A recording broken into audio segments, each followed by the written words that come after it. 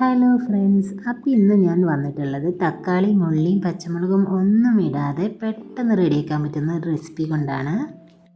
അപ്പോൾ അതെങ്ങനെ ഉണ്ടാക്കാൻ നോക്കാം. ഞാൻ അതിന് വേണ്ടിയിട്ട് ഒരു പടവലങ്ങൻ്റെ പകുതി എടുത്തിട്ടുണ്ട്. അപ്പോൾ ഇത് വെച്ചാണ് നമ്മളിന്ന് കറി ഉണ്ടാക്കാൻ പോകുന്നത് കേട്ടോ. അപ്പോൾ അതിന് വേണ്ടി ഞാൻ കുറച്ച് പരിപ്പ് എടുത്ത് വെച്ചിട്ടുണ്ട്. അതിലേക്കൊരു 4 വെളുത്തുള്ളിയോടെ ഇട്ട് കൊടുത്ത് ഇത് നന്നായിട്ട് നമുക്ക് കഴുകിയെടുത്ത് ഒന്ന് വേവിച്ചെടുക്കാം. പരിപ്പ് വെന്ത് വരുമ്പോഴേക്കും നമുക്കിതിലേക്ക് വേണ്ട അരപ്പൊന്ന് റെഡിയാക്കി എടുക്കാം. അപ്പോൾ അതിനായിട്ട് ഞാൻ കുറച്ച് തേങ്ങ എടുത്തിട്ടുണ്ട്. ഇതിലേക്ക് കുറച്ച് നല്ല ജീരകം ചേർത്ത് നന്നായിട്ട് ഇതൊന്ന് അരച്ചെടുക്കാം. ഇനി ഇതൊന്ന് നമുക്ക് മാറ്റി വയ്ക്കാം. നമ്മുടെ പരിപ്പെല്ലാം ഇപ്പോൾ റെഡിയായി വന്നിട്ടുണ്ട്. അപ്പോൾ ഇനി ഇതിലേക്ക് നമ്മൾ കഴുകി മാറ്റി വെച്ചിരിക്കുന്ന പടവലങ്ങ ഇതിലേക്ക് ഇട്ട് കൊടുക്കാം.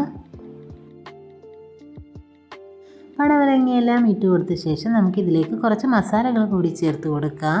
കുറച്ച് മുളക് പൊടി, കുറച്ച് മല്ലിപ്പൊടി, പിന്നെ കുറച്ച് മഞ്ഞൾപ്പൊടി കൂടെ ചേർത്ത് ആവശ്യത്തിനുള്ള ഉപ്പ് കൂടെ നമുക്കിതിലേക്ക് ചേർത്ത് കൊടുക്കാം. ഇനി ഇത് നന്നായിട്ടൊന്ന് മിക്സ് ചെയ്ത ശേഷം ആവശ്യത്തിന് വെള്ളം കൂടെ ഒഴിച്ച് ഇത് നമുക്കൊന്ന് വേവിച്ചെടുക്കാം.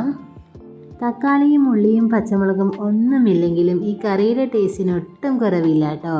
നല്ല ടേസ്റ്റ് തന്നെയാണിത്. ഇതൊരു നാടൻ കറി കൂടിയാണ് കേട്ടോ. ഇതിപ്പോൾ നമ്മുടെ പടവലങ്ങയെല്ലാം വെന്ത് വന്നിട്ടുണ്ട്. ഇനി ഇതിലേക്ക് നമ്മൾ മാറ്റി വെച്ചിരിക്കുന്ന തേങ്ങാക്കൂട്ട് ഇതിലേക്ക് ഒഴിച്ചു കൊടുക്കാം. തേങ്ങയെല്ലാം ഒഴിച്ചു കഴിഞ്ഞാൽ ഇതൊന്ന് നന്നായി തിളച്ച് വരട്ടെ. ഈ കറി നമുക്ക് കുറച്ച് തിക്കായിട്ടാണ് കേട്ടോ കിട്ടുക.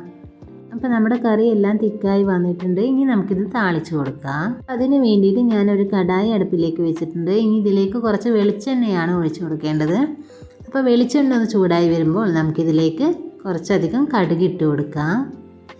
കടുകെല്ലാം ഒന്ന് പൊട്ടി തുടങ്ങുമ്പോൾ ഇതിലേക്ക് നമുക്ക് ഇനി ചേർക്കാനുള്ളത് കുറച്ച് ചെറിയ ഉള്ളി പൊടിയാണ്. ഉള്ളിയും ചേർത്ത് നന്നായിട്ടൊന്ന് ഇളക്കി കൊടുക്കുക. ഈ ഉള്ളിയുടെ കളറൊക്കെ ഒന്ന് മാറി കിട്ടണം. ഉള്ളിയെല്ലാം ഒന്ന് വാടി തുടങ്ങുമ്പോൾ നമുക്കിതിലേക്ക് കുറച്ച് കറിവേപ്പില കൂടി ചേർത്ത് കൊടുക്കാം.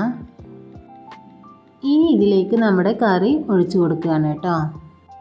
ഇതൊരു പ്രാവശ്യം ഉണ്ടാക്കി നോക്കിയാൽ നിങ്ങൾക്ക് എന്തായാലും ഇതിഷ്ടാവും. അപ്പോൾ ട്രൈ ചെയ്ത് നോക്കിയിട്ട് ഫീഡ്ബാക്ക് എന്നെ അറിയിക്കാൻ മറക്കല്ലേ. ഇപ്പോൾ നമ്മുടെ പടവലങ്ങ കറിയെല്ലാം റെഡിയായി വന്നിട്ടുണ്ട്. എത്ര എളുപ്പത്തിലാണ് നമ്മൾ കറി റെഡിയാക്കിയല്ലേ. അപ്പോൾ എല്ലാവരും ഒന്ന് ട്രൈ ചെയ്യുക. ലൈക്ക് ചെയ്യുക, ഷെയർ ചെയ്യുക, കമൻറ്റ് ചെയ്യുക. സബ്സ്ക്രൈബ് ചെയ്യാത്തവരുണ്ടെങ്കിൽ സബ്സ്ക്രൈബ് ചെയ്യുക. താങ്ക്